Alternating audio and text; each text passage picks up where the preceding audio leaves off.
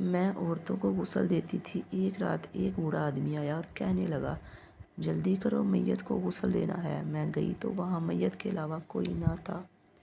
غسل کی طرح میت سانس لے رہی تھی۔ میں نے بوڑھے آدمی کی طرف دیکھا تو اس نے میرے ہاتھ میں کافی زیادہ پیسے رکھ دیے اور میں غسل دے کر واپس آ گئی۔ مجھے سکون نہ تھا۔ محلے میں کوئی بھی عورت انتقال کر جاتی تو میں ہی غسل دینے جاتی تھی۔ میرے گھر کے حالات کچھ ایسے تھے کہ آئے دن تنگی کا سامنا رہتا تھا۔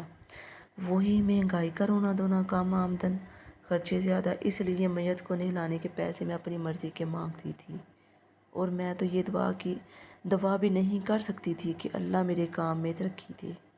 دن بس یوں ہی گزر رہے تھے۔ ایک بار رات کو ہم سو رہے تھے کہ ہمارے گھر کا دروازہ بڑی زور سے کھٹکا۔ میرے میاں نے موندی آنکھوں سے گھڑی پر نظر دوڑائی تو رات کے 2 بج رہے تھے۔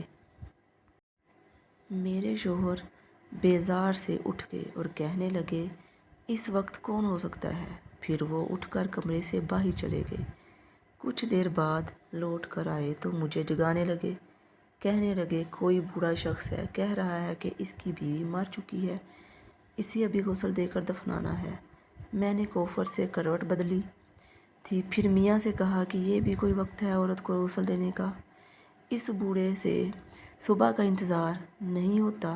میرا شوہر کہنے لگا، میں نے بھی یہی بات ان سے کہی ہے، لیکن وہ شخص کہہ رہا ہے کہ میت کی حالت بہت خراب ہے، اس لیے اسے ابھی غسل دے کر دفنانا ہے۔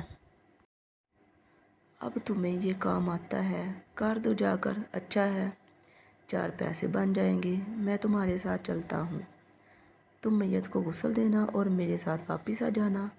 میں بڑی بیزاری سے اٹھ کر بیٹھ گئی اور اپنے بالوں کو سمیٹا غسل خانے میں گھس گئی اور پھر چادر اوڑھ کر اپنے شوہر کے ساتھ باہر نکلی۔ باہر 1.5 عمر کا شخص بہت پریشان حال سا کھڑا تھا۔ چہرے پر تفکر کی گہری لکیریں واضح ہو رہی تھیں۔ وہ ہم دونوں کو اپنے ساتھ اپنے گھر لے گیا۔ عجیب بات یہ تھی کہ اس کا گھر بالکل خالی تھا۔ کوئی رشتہ دار نہ تھا، نہ ہی کوئی بندہ بشر۔ مجھے اس کے خالی گھر کو دیکھ کر حیرت سی ہوئی تھی۔ اس کی بیوی کا انتقال ہوا تھا۔ قریبی رشتہ دار تو فوراً سے پہنچ جاتے ہیں۔ رشتہ دار نہ بھی قریب ہوں تو یہاں موجود آس پاس کے گھر سے ہی کوئی پڑوسی آ جاتا، لیکن وہاں کوئی بھی نہ تھا سوائے اس بوڑھے شخص کے۔ میں نے پوچھا، میت کہاں ہے؟ تو اس شخص نے کمرے کی طرف اشارہ کر دیا۔ جب میں اندر گئی تو وہ ایک کم عمر کی لڑکی تھی، یہی کوئی 22 سال کی۔ اسے دیکھ کر میں کچھ چکرا سی گئی تھی۔ بہت خوبصورت لڑکی تھی۔ میں سوچنے لگی کہ کیا یہ لڑکی اس بوڑھے شخص کی بیوی تھی؟ کیونکہ جب میرے میاں نے مجھے اطلاع دی تھی میں نیند میں تھی۔ میں نے ذہن پر زور ڈالا کہ شاید میرے شوہر نے یہی کہا تھا کہ انتقال اس شخص کی بیوی کا ہے، یا مجھے سننے میں مغالطہ لگ گیا ہے۔